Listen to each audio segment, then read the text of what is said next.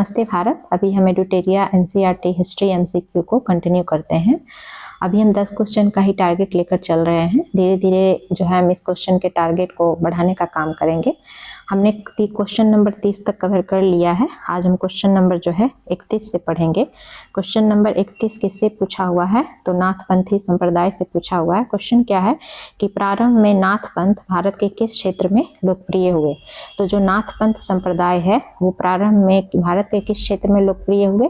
तो ये उत्तरी क्षेत्र में लोकप्रिय हुए। हमारा आंसर बी हो जाएगा। तो इस नाथपंथी संप्रदाय के बारे में आप 2-3 पॉइंट याद रखेंगे। सबसे पहले तो ये मध्यकाल में उभरे, जो नाथपंथ संप्रदाय थे ये मध्यकाल में उभरे और एक नए धार्मिक समूह के रूप में उभरे, एक नए धार्मिक समूह के रूप में उभरे। तीसरा पॉइंट है कि ये चाहे नाथपंथ हो या फिर सिद्धाचार हो या फिर योगी हो, ये तीनों की एक ही प्रकार की विचारधारा थी। तीनों की विचारधारा में समानता थी। समानता क्या थी तीनों की विचारधारा में? कि इनका मानना था कि योगासन, प्राणायाम और चिंतन मनन के द्वारा ही जो है परम सत्य या फिर मोक्ष को पाया जा सकता है। तो इनका ध्यान जो है मुख्यतः योग क्रिया पर था कि योग क्रिया के माध्यम से जो है मोक्ष का रास्ता पाया जा सकता है। ये एक समानता हो गई।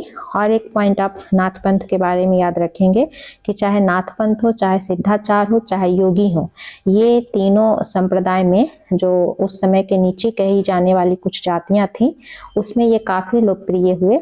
इसके पीछे ये रीजन रहा कि चूंकि इनके द्वारा जो है इन तीनों संप्रदाय के द्वारा जो रूढ़िवादी उस समय के धर्म थे या फिर उस समय का जो कर्मकांडीय धर्म था उसका काफी आलोचना इनके द्वारा की गई। तो इस वजह से जो है जो नीची कही जाने वाली जाति थी उनमें ये काफी लोकप्रिय हुए, नाथपंथी संप्रदाय या सिद्धाचार्य या फिर योगी।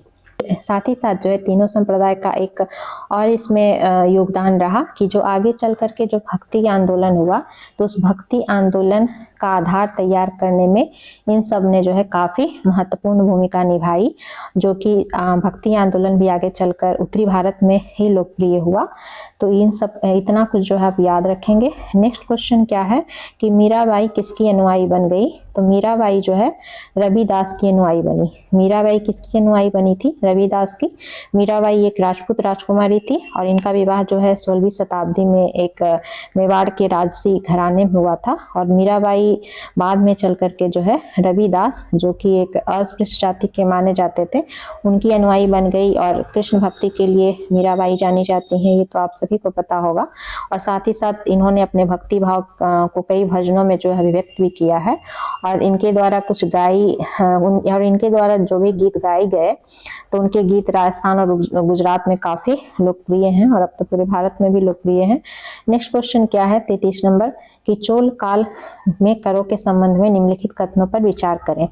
सही विकल्प का चयन करना है यानी सत्य कथन को चयन करना है। पहला कथन क्या है कि बेट्टी एक प्रकार का ऐसा कर था जिसे नकद में संग्रहित किया जाता था। तो ये कथन जो है गलत है कि बेट्टी नकद में संग्रहित नहीं किया जाता था, बल्कि बेट्टी जो है एक ऐसा कर था जिसे कि जबरन मजदूरी के रूप में लिया जाता था। तो ये जबरन जो है एक तरह से मजदूरी के रूप में वसूला जाता था बेट्टी। तो ये इसलिए कथन क्या हो गया? पहला कथन गलत है। दूसरा है कि कदमाई जो है एक भू राजस्व था। तो हाँ, चोल काल में जो है कदमाई एक भू राजस्व था। तो कथन 2 जो है सही है, इसलिए हमारा आंसर बी हो जाएगा। केवल 2 कथन सही है जो कि सही विकल्प पूछा था। चोल काल जो है, चोल काल के बारे में आप एक पॉइंट तो जानते ही होंगे कि चोल काल स्थानीय सुशासन के लिए काफी प्रसिद्ध रहा, लोकल गवर्नेंस के लिए जो है काफी प्रसिद्ध हो रहा चोल काल। और दूसरा है कि चोल काल में जो है विभिन्न प्रकार के करों का उल्लेख मिलता है, जिसमें से लगभग 400 से अधिक प्रकार के करों का उल्लेख मिलता है और उसमें भी बेट्टी जो है मजदूरी के रूप में, कदमई जो है भू राजस्व के रूप में लिया जाता था। नेक्स्ट है कि कबीर का जन्म जो है, कबीर का जन्म किस परिवार में हुआ था? तो कबीर का जन्म जुलाहा परिवार में हुआ था और इनका जन्म जो है बनारस में हुआ है। बनारस में हुआ है, साथ ही साथ जो है 15वीं से 16वीं शताब्दी के आसपास हुआ है। और कबीर जो है सिकंदर लोदी के समकालीन थे। कबीर जो है किसके समकालीन थे? सिकंदर लोदी के समकालीन थे। वहीं कबीर के द्वारा कुछ गाए गए भजन जो है गुरु ग्रंथ साहिब में, साथ ही साथ पंचवानी में, पंचवाणी में और बीजक में जो है संग्रहित है, बीजक में। तो कबीर के द्वारा गाए गए भजन जो है कहाँ कहाँ संग्रहित है, गुरु ग्रंथ साहिब में, पंचवाणी में और बीजक में। नेक्स्ट क्वेश्चन क्या है कि लंगर व्यवस्था की शुरुआत किसके द्वारा की गई। तो लंगर व्यवस्था की शुरुआत जो है गुरु नानक के द्वारा की गई। और गुरु नानक का जन्म कहाँ होता है, गुरु नानक का जन्म जो है तलवंडी जो कि ननकाना साहब के नाम से वर्तमान में जाना जाता है, जो कि पाकिस्तान में है। यहाँ गुरु नानक जी का जन्म हुआ था। और साथ ही जो है गुरु नानक जी ने सिख धर्म की स्थापना की थी। और सूफी संत जो बाबा फरीद थे, सूफी संत बाबा फरीद से काफ़ी प्रभावित थे गुरु नानक। और गुरु नानक के द्वारा ही जो है लंगर व्यवस्था स्टार्ट की गई थी, जहाँ पर सभी धर्म या जाति के लोग जो है बिना किसी लिंग भेद या किसी धर्म भेद का नज़रअंदाज करके जो है एक सांझी रसोई में खाने की व्यवस्था होती थी। तो उसे ही लंगर व्यवस्था कहा जाता था कि सभी लोग जो है मिल करके बिना किसी जाति धर्म का भेदभाव किए एक जगह खाना खा सके। तो यही लंगर व्यवस्था थी। इसकी शुरुआत जो है गुरु नानक के द्वारा की गई थी। नेक्स्ट क्वेश्चन क्या है कि संस्कृत व्याकरण की रचना किसने की थी। संस्कृत व्याकरण, तो संस्कृत व्याकरण की रचना पाणिनि के द्वारा की गई है।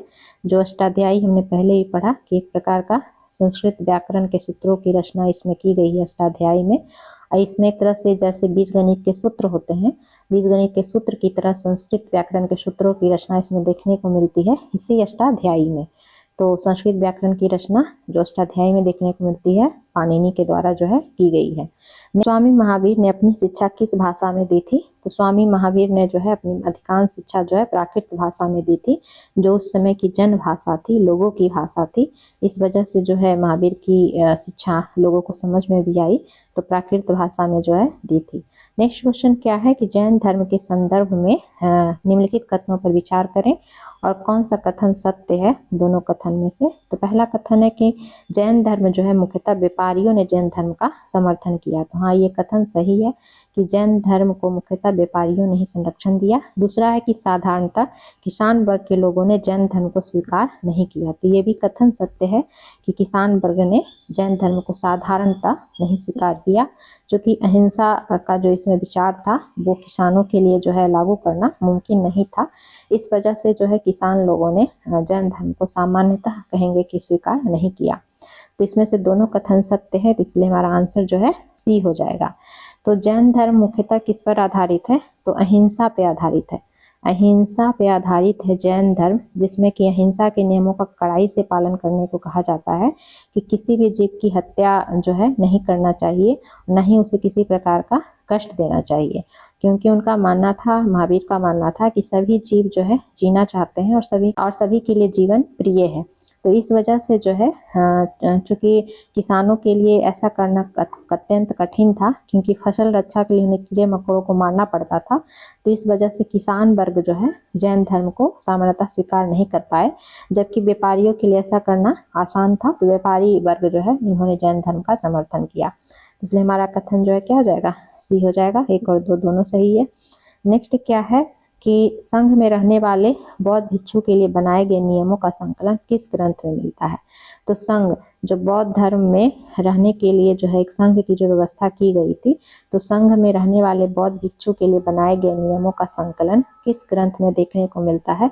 तो ये विनय पिटक में देखने को मिलता है। डी नंबर आंसर हो जाएगा कि विनय पिटक में ये देखने को मिलता है। इसमें एक पॉइंट को आप ध्यान रखेंगे कि चाहे महावीर का धर्म हो चाहे बुद्ध का धर्म हो, तो इन दोनों धर्मों में एक कॉमन बात थी कि घर का त्याग करने पर ही जो है सच्चे ज्ञान की प्राप्ति हो सकती है।